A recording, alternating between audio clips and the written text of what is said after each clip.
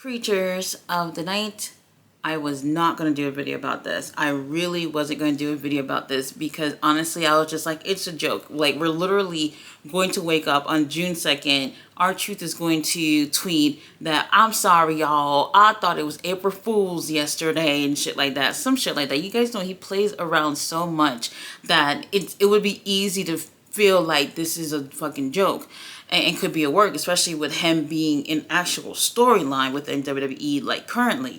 So for me, I just was like, I'm not buying into this. I'm not buying into it. Like, I don't like to talk about rumors. I prefer to hear it from the source, and this is the source. So he tweeted out earlier, I believe this morning, he said, I'm sorry to inform you all, I just got released from WWE. I want to thank WWE for the ride, but mostly I want to thank each and every one of you who was along for the ride. Thank you for all the love, support, and appreciation you have given me over the years. Thank you. So that was what he tweeted. And for me, I was just like, nah, I don't know. And then I'm seeing the comments from all these wrestlers, especially wrestlers, and then the fans, like, people are like, you're joking, you're joking. And then there are the wrestlers who seem to, I don't want to say confirm or anything, but they're, you know, they're obviously saddened about this, and they're tweeting what they feel about this situation.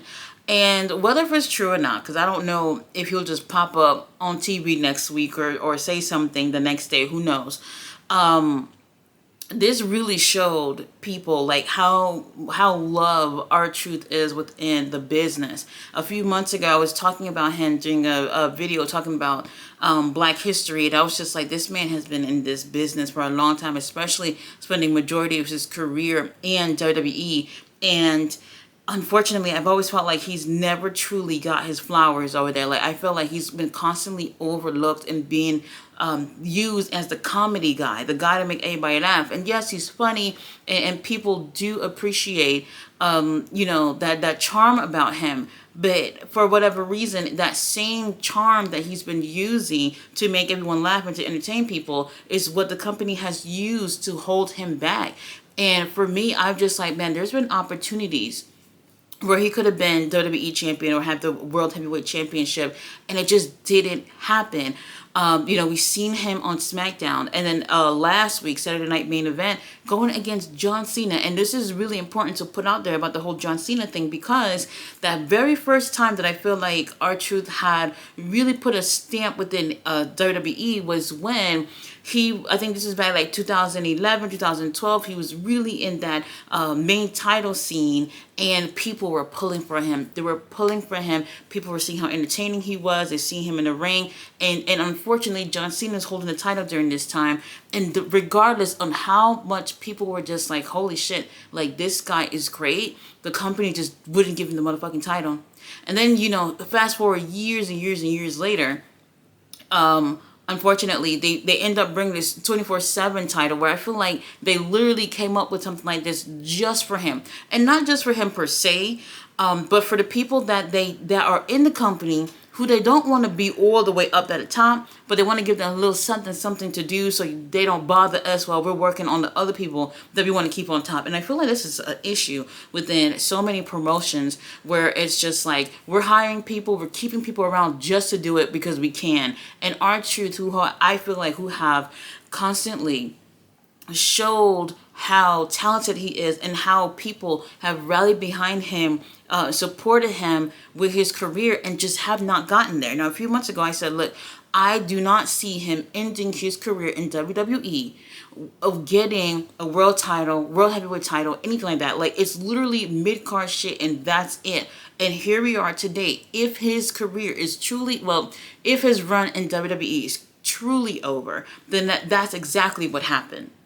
Where, sure, you know, once again, here we are in 2025, where he's going to where he went and have a match against John Cena. It's just like that full circle moment where it's just like, we're going to bring you right back to this, but we're not going to give it to you this time again. And this is what I'm saying, like, that they really spat in this man's face for so long. And I'm tired of hearing people say that is WWE, you should be happy to work there, blah, blah, blah, blah, blah. You've been there for a total of, I want to say, close to 20 years. Believe it or not, for some of y'all youngins who haven't been watching wrestling that long, or some of y'all who may have forgotten, he was there in the Attitude Era. He debuted in 1999. He used to be K Quick. He used to be tagging with Road Dogg. And another thing that really made me feel like this wasn't a work today was when I seen Road Dogg tweeting, and I was like, oh shit, this felt real, because not only Road Dogg was his tag partner, but he's one of the producers who works at WWE currently. So that right there really made me feel some type of way. That man has worked really hard, and regardless of what he's done, it's just never been enough. That 24/7 championship, you think because you won it like 50 times, like that meant something? Okay, I guess that's nice to have a little something golden on around your waist, but overall, for you to have been there that long and the company just didn't see you to be one of those main guys, one of those top guys, is absolutely insane to me. And here we are in 2025, where we're hearing about releases and things like that. Apparently, Carlito as well has been released. He has, I think, he said 2 more weeks on his contract. And for me, I am just like, well, that right there, you know, some of us, we're not that concerned, but he'll still have work to do in Puerto Rico. But R-Truth, who's literally been there for so long, that man should have at least held the World Heavyweight Championship, even if it was like 10 years ago. He should have at least had that. I don't know what it was that they overlooked him this entire time. People, this is 2025. There are so many options in terms of professional wrestling promotion. Stop looking at WWE in terms of them being the best. If they're the best, then I guess so. But they're not the best for everyone that's been in the ring. You see exactly what that looks like for R-Truth. Whether this is his, you know, the end of his time in WWE. Like, look back at his career. Look at how he's entertained us, and no matter how great he is, it's never been enough for the company itself to be able to give him anything more than what a U.S. title, which is absolutely insane. I think he was absolutely more deserving than that. We're seeing a lot of people, a lot of wrestlers seeming to not be happy with where they are with whatever promotion that they are in. And, you know, just to think that because you're in WWE that, hey, you should be grateful and whatever. Like, if he's going to look back at his career, he's going to be like, damn, I was there for almost 20 years and I never got this, I never got that. Look at all the work that I put in. He literally had that Ron Cena shirt fucking sell out a week ago, put that shit on back order and everything, and release literally a week later, which would be absolutely insane. I just cannot believe it. I'm still kind of like, nah, this is a joke. This is a joke. And just seeing the outpour of support and love for R-Truth. I've never heard anyone say that they didn't like R-Truth. I never heard anyone say that he wasn't funny. Like, this guy has always been really entertaining. And to me, I'm just like, they did him dirty. I've always felt like they did him dirty within WWE.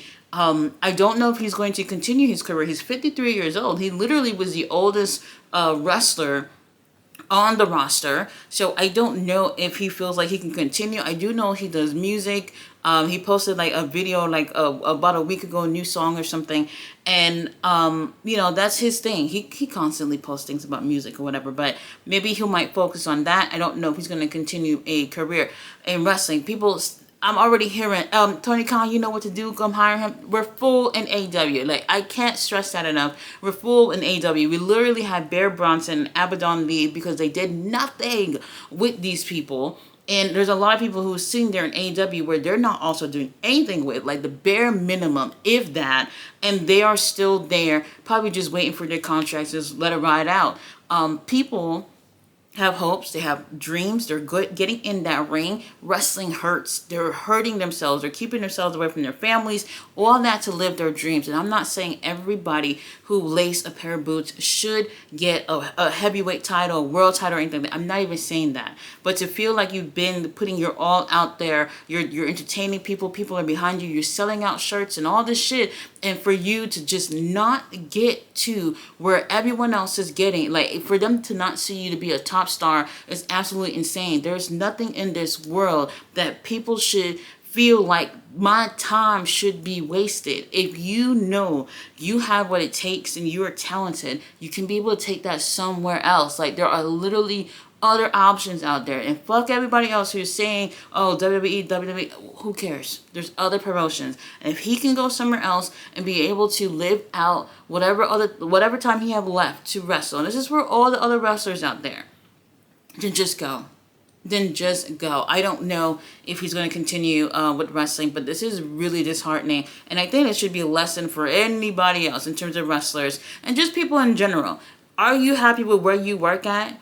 Are they treating you the way that you should? Like, some people are working like dogs every fucking day at work and nothing. No raise or barely a raise or not moving up. Everybody else is moving up. And it's just like this thing where there is this such thing called politics that can keep you back in companies like this. Like, it's 2025 and John Cena is literally holding the title. Like, this is so crazy. You're seeing some of these people that you saw 10, 15 plus years ago at the top, and these youngins are just like waiting their turn, waiting in line. And then we have R-Truth, who's literally been there before everyone else, who's just like, I might as well get my ass out the line because I'm never going to get to that point. You guys, let me know how you feel about the situation, because I still feel in the back of my mind that it would be kind of cool to hear him say in the morning, oh, I was just joking or some shit like that, and people would be relieved. However, even if that was the case, what would that change if that were to be true? Would that make the company be like, well, you know what, R-Truth, he's been here for a long time. People love him. Look at the merch. Look at this. Look at that. Let's put the WWE championship on him. They will not do that. There's no chance in hell. No pun intended. Thank you guys for watching my video. I'll see you guys on the next one. Bye.